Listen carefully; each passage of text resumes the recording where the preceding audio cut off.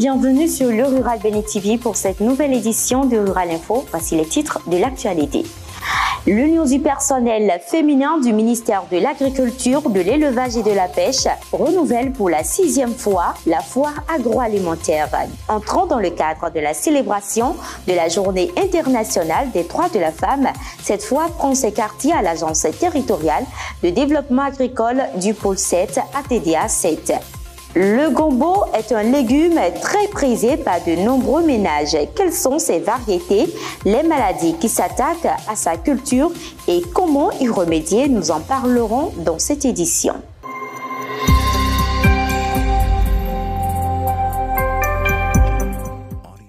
L'Organisation des Nations Unies pour l'alimentation et l'agriculture au Bénin appuie la direction de la statistique agricole du ministère de l'Agriculture, de l'Élevage et de la Pêche MAEP à travers la formation de stratégie mondiale pour l'alimentation des statistiques agricoles et rurales. Elle a démarré ce lundi 13 mars 2023 et va s'achever le vendredi 17 mars prochain. Je l'annonçais en titre, l'Union du personnel féminin UPF du ministère de l'Agriculture, de l'Élevage et de la Pêche a procédé ce mardi 14 mars 2023 au lancement officiel de la foire agricole entrant dans le cadre de la célébration de la Journée internationale des droits de la femme édition 2023. Martina Willy, Gaël Clédje. L'Union du personnel féminin du MAEP sacrifie une fois encore à la tradition. Elle a procédé au lancement officiel de la foire agroalimentaire qui s'inscrit dans le cadre de la célébration de la GIF 2023. C'est une journée pour reconnaître et souligner à l'échelle mondiale les réalisations sociales, économiques, culturelles et politiques des femmes et des filles. Il s'agit aussi d'une occasion pour sensibiliser le public face au progrès accompli dans la réalisation et l'égalité des genres et au travail qui reste à faire. L'UPF, plutôt que de célébrer cette journée uniquement avec le personnel féminin du MAEP, a choisi la plus noble manière de faire un clin d'œil aux nombreuses femmes qui déploient leur force de travail et ingéniosité dans les domaines de la production, de la transformation et de la commercialisation des produits agricoles. Je souhaite vraiment que les 5 jours où vous aurez à passer dans les locaux de l'ATDA et dans les stands soient des jours d'activités fructueuses pour chacun de vous, des occasions de découverte de nouvelles relations d'affaires pour la prospérité de vos activités, et que au terme des 4 jours ici, les postes soient remplis et que des opportunités d'affaires soient tissées également. Cette foire est une occasion tant appréciée par les forains et va connaître son épilogue le samedi 18 mars 2023. Venus de 22 pays d'Afrique, des exploitants agricoles producteurs des semences se sont rassemblés du 9 au 11 mars 2023 à Zungbunu dans le Mono au Bénin pour participer à la foire ouest africaine des semences paysannes. Une foire qui prône une agriculture et une alimentation sans organismes génétiquement modifiés. Cette 3e édition tournante de la foire ouest africaine des semences paysannes a été organisée par le Comité ouest africain des semences paysannes sous le thème « Droits des paysans et des peuples face à la montée en puissance des organismes génétiquement modifiés dans l'alimentation et dans l'agriculture en Afrique ». Par ailleurs, les acteurs de la filière maraîchère ont lancé une plateforme multi-acteurs à la faveur d'un atelier tenu à Cotonou ce vendredi 10 mars. Cette initiative portée par le consortium ACED El-Rida HGT vise à améliorer la synergie d'action entre les différents acteurs intervenant dans le secteur. Reportage Cédric Bagui. Une plateforme multi-acteurs dans le secteur maraîcher, née de la vision du consortium ACED El-Rida HGT avec l'appui de l'ambassade du Royaume des Pays-Bas au Bénin. Elle vise pour objectif de renforcer la synergie qui existe entre les différentes interventions dans le secteur. Pour les Pays-Bas, le maraîchage est aussi très important pour plusieurs raisons. Il relève du secteur de la sécurité alimentaire et nutritionnelle, qui est un secteur clé dans la coopération entre les Pays-Bas et le Bénin. Le maraîchage est un secteur primordial dans lequel les Pays-Bas sont dotés d'une expertise et expérience assez solide.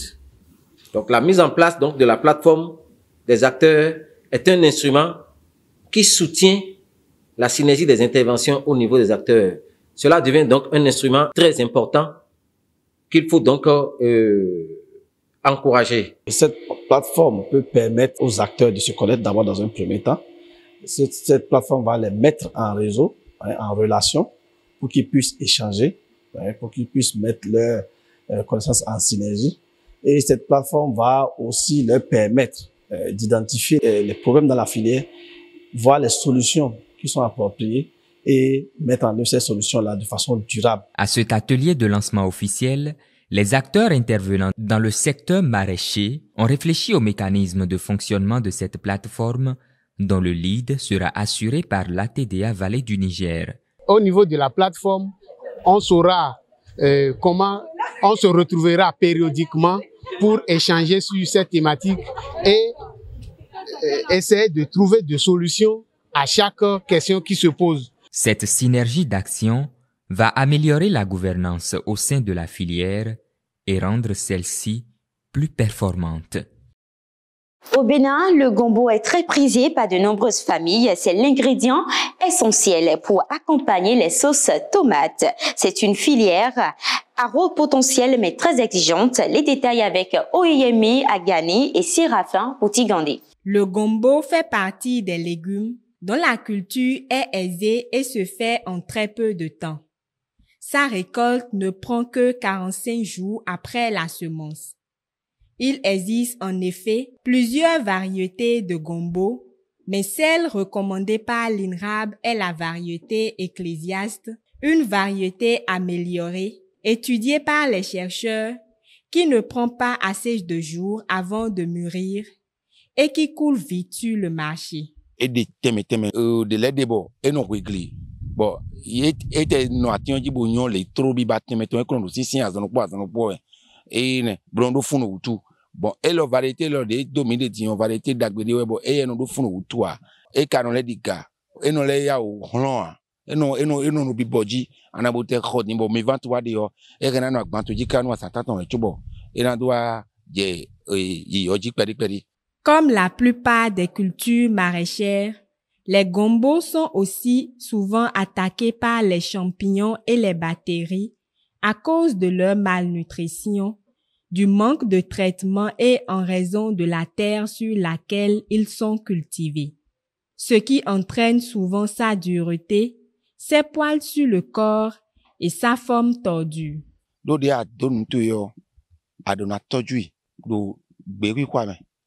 Nous fufuna enele weno zombo mino amu enele ubi a ikungba de jina do no ado ade yo ndele de bono mino yorodo ama de fude le de bono do boy ija do gbe yo enele ino pan kon idile ya par exemple fi de pende papa ya do papa in solo do din boyru johonji boka waja fevina do gbe do finele di yo et non blo provocation de volet bono ton azo enele bi yo no me.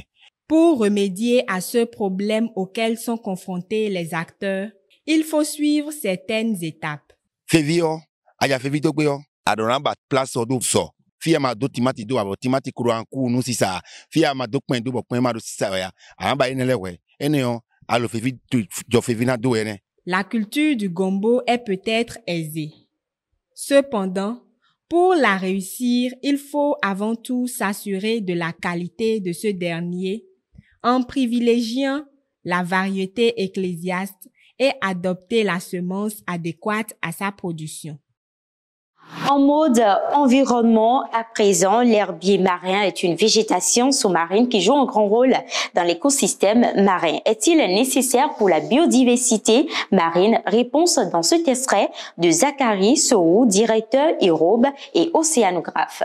L'herbier marin est très utile pour la biodiversité de ce point de vue que c'est la flore sous-marine au fait. Et à partir de la flore, je pense qu'on peut, disons, beaucoup d'espèces se réfugient dedans, font leurs œufs à l'intérieur et ça permet une efflorescence de la biodiversité marine.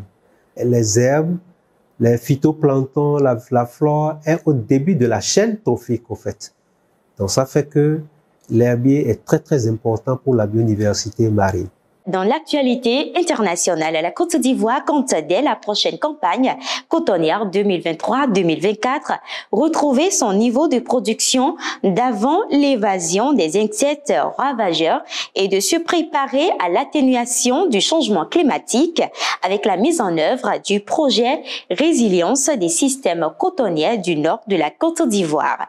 L'objectif est d'atteindre 528 754 tonnes en 2023-2024, soit sensiblement le même niveau qu'en 2021-2022, 539 623 tonnes contre 269 300 tonnes.